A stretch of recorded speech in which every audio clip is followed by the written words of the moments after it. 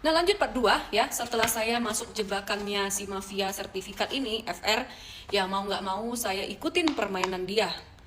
Saya punya pilihan kedua, saya menyerah dan mengembalikan sertifikat kepada dia dan saya rugi senilai uang yang saya tebus di BPR. Saya lanjut, oke?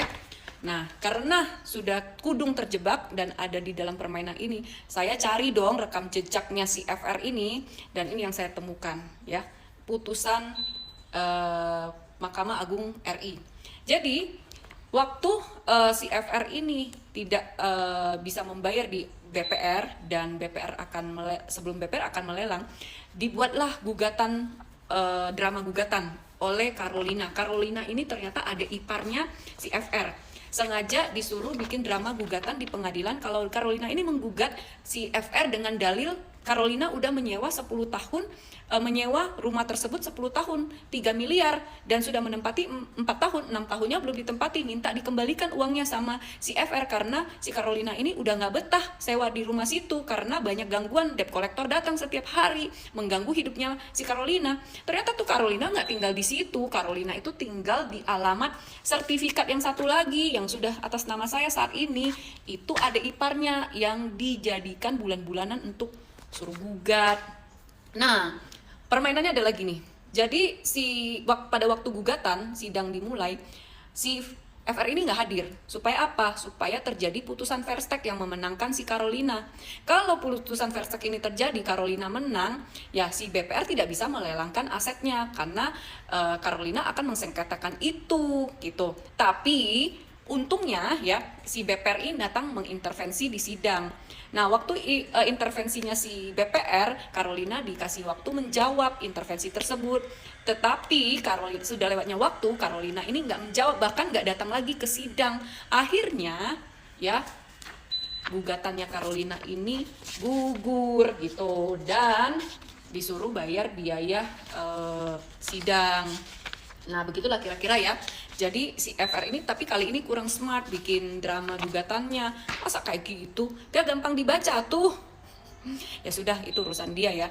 Dia akan mencoba melakukan hal apa saja supaya bisa rumahnya jangan sampai terlelang. Nah, kebetulan nih ya rumah itu sudah ada berita lelang segala, jadi dia panik dong, dia carilah vendor kesana kesini dan ketemulah saya. Terus dia waktu ketemu saya bujuk rayu saya manis sekali ya, suaranya lembut sekali. Wah, saya terperdaya dong gitu, apalagi dia ganteng. Ganteng enggak juga sih. Dia nggak ganteng sama sekali, cuma dia lembut kalau ngomongnya seperti orang baik. Mana saya kira kalau dia tuh mafia. Terus dia bilang, Ibu Sharon bantu saya. Dia kirim fotonya anaknya yang sakit terbaring di rumah sakit, terus yang bilang, Papa, aku pingin pulang, aku kangen rumah. Udah itu dia jelasin ke saya ya bikin iba hati seorang ibu seperti saya kan lembut sekali. Nah, jadi saya gimana caranya pingin bantu dia supaya rumah ini bisa saya bantu tebus di bank, jangan sampai dilelang karena harganya lumayan ya, mungkin bisa 6 miliar. Jadi rencananya dia mau masukin ke bank lagi, dan dari bank itu dia bisa membayar saya. Makanya saya setuju dikasih sedikit keuntungan untuk saya tergiur gitu loh. Itu cara dia memanipulasi saya loh, Pak Penyidik ya. Jadi curhat saya. Nah, oke. Nah, kemudian ya, karena sudah terlanjur masuk jebakan, akhirnya kami menunggu waktu jatuh tempo yang mana dia harus segera menyelesaikan pembayarannya kepada saya. Tapi tidak juga dilaksanakan. Setiap saya WA dia, saya telepon dia nggak angkat. Yang ada dia jawabnya, kalau sekali menjawab ngancam. Kalau saya ini ada backingannya siapa. Duh, takut. Ya takutlah, emang nggak takut.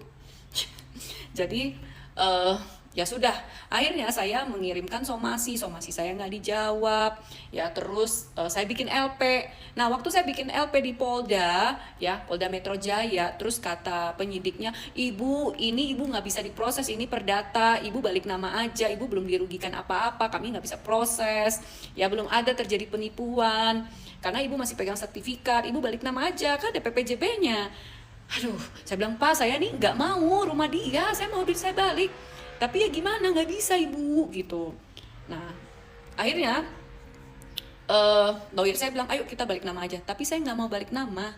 Akhirnya saya meminta lawyer saya untuk menggugat di pengadilan. Kalau pengadilan mengatakan saya menang, saya berhak membalik nama rumah itu, saya baru balik nama. Karena kenapa? Saya memang tidak ada niat mau ngambil rumah dia, saya nggak mau rumah dia, saya cuma mau duit saya balik, gitu. Nah, setelah kami balik nama, setelah kami dimenangkan di pengadilan, kami ingin datang dong ke BPN, mau balik nama karena putusan pengadilan. Ternyata dia lagi melakukan permohonan bikin sertifikat baru. Katanya sertifikatnya hilang. Padahal dia tahu sertifikat itu ada di kami dan lagi dalam gugatan kemarin. Kacau ini kamu. FR, kacau. Nah, terus menurut info, ya setelah kalau sertifikat ini jadi, dia langsung mau menjual. Terus jadi biar kami sertifikat yang kami pegang ini zonk dan kami sengketa dengan yang membeli. Gitu, itu permainan dia. Aduh, gemes gak sih? Gemes banget gitu kan. Nah, dan akhirnya kami menemukan ini, dia membuat pada waktu dia melakukan permohonan untuk bikin sertifikat baru, tentunya BPR enggak sembarangan dong. BPR bilang, "Pak, kok ini masih Damroya?" "Kok iya, tapi saya udah lunas, cuma hilang." "Ya udah kalau gitu Bapak iklan di koran." Nah, dia iklan dari koran, ini ada berita kehilangannya. Kami menemukan ini loh FR ya, hati-hati kamu. Nah, terus nggak sampai di situ aja, dia juga bikin surat keterangan polisi yang menyatakan kalau sertifikatnya hilang. Ayo, siapa yang bikin keterangan palsu? Bukan kita, kamu pingin bikin akta otentik palsu, ya kan? Ya udahlah, nggak apa-apa, nanti kita lihat akhir dari cerita ini gimana ya. Nah, ya kita lanjut aja tetep ya.